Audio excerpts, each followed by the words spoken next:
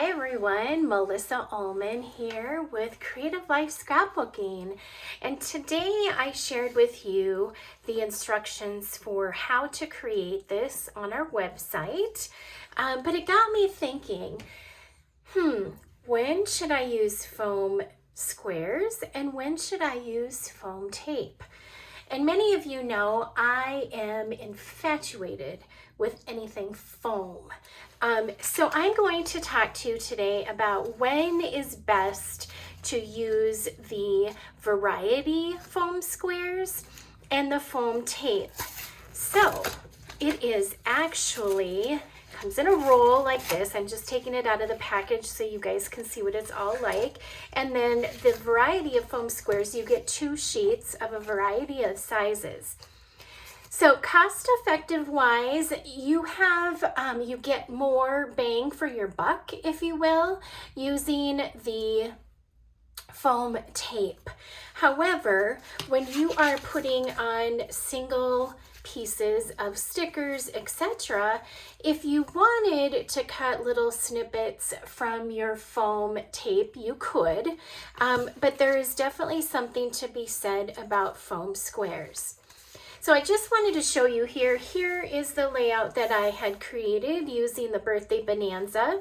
And I cut small segments to go behind each one of these groupings of ice cream cones from the foam tape. But then your single, you're going to use your foam squares. I did not add a sticker border to this one. I was going to leave it plain, but then I decided that the Christmas Cheer collection has some beautiful, perfect pieces that we could add to this. So let's take this for example. If we placed this on top of this border right here, right, that would look fabulous. But if we turn it over and we placed individual small foam squares, we're going to use up a fair amount of our foam squares that we have there. So what if on these border pieces, you were able to take one piece and it just unrolls. We're going to place it just directly behind the piece, making sure it stays on the sticker piece, doesn't go outside of the edges of it, right? So there we have it. So we get to the end and we will just snip that off. So the really nice thing about this, you see how easy that was versus putting on individual foam square pieces. So it's just a matter of peeling it back and off. Then we literally will just place it in the center here of this border. Let's see here, maybe turn it around. You can see a little bit better. So just so it goes straight down the center of those pieces there. Okay, so now we have one solid piece on there. But now, for instance, I'm just going to pull out a couple of variety mats here to talk about how we can use the foam squares. So also, again, great time for us to talk about the number of foam squares that you would want to add behind. So let's just say we have here Santa's Express Mail. Okay, and so we're going to turn this over, and you would be a-okay with putting 2 of these smaller pieces on the back of that and peeling the tabs off. Okay, so we would have that there we can place in the corner. But then let's just say Santa's Express Mail. And then here we have, you know, an actual letter that says Merry Christmas. So turning this over, looking at the size, we could probably just put one kind of medium-sized one behind that, and then place that as well. We'll place it kind of kitty wampus on there. Don't want to cover up all of the mail. Okay, so we have that.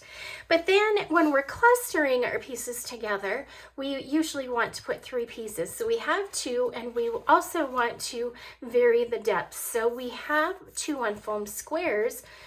So now this would be a great time for us to just add 1 down here without a foam square to give it some depth. And so that is the benefit of playing with foam squares and clustering, is that they will give it depth. So let's just take this one, for example. It's the most wonderful time. And we'll pull back our stickers. So let's pull this one off. And now we can also use the foam tape on this one, and it fits right behind there so beautifully. So you just go a little bit at a time just to make sure you get it placed on there correctly. And also I feel like the foam tape adds some stability. It makes it a little bit more firm with whatever piece that you're putting it on. So we'll just go ahead and take the backing off. And then let's say we're giving this depth, right? And we want to add a couple of layers per se. So I'm going to actually place this so it is a little bit more centered on each side. Okay, so then I'm just going to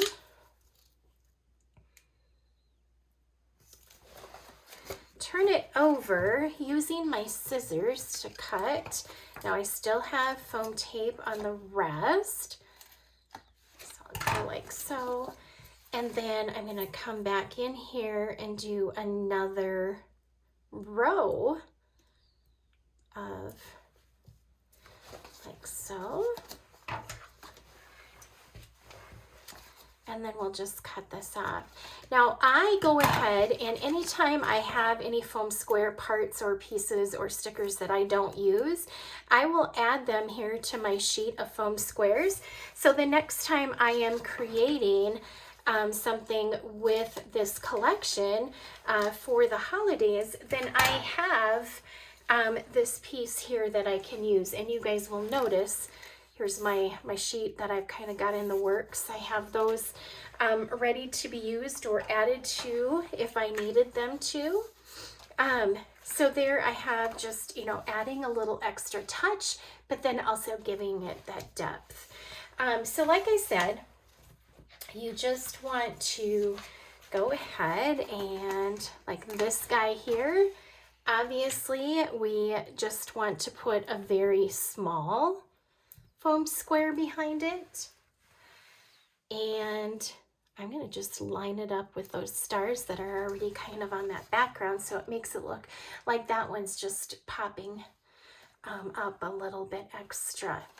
So just some ways for you to differentiate between your foam products. So we have the foam squares, and then we have the foam tape for you to use. Again, keeping in mind, if you wanted to, you could cut these into very small segments, but for time purposes and convenience, we have wonderful foam squares. All right, you guys, so head on over, check out my layout instructions on the website. Love and blessings till next time.